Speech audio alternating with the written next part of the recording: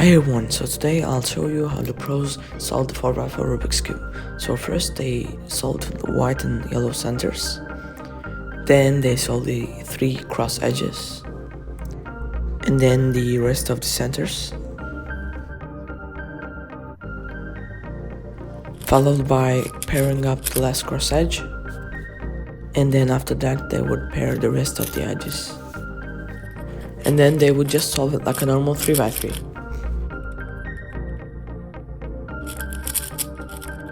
And sometimes you will run into this case that normally doesn't happen in a 3x3, and there's a special algorithm to fix this case.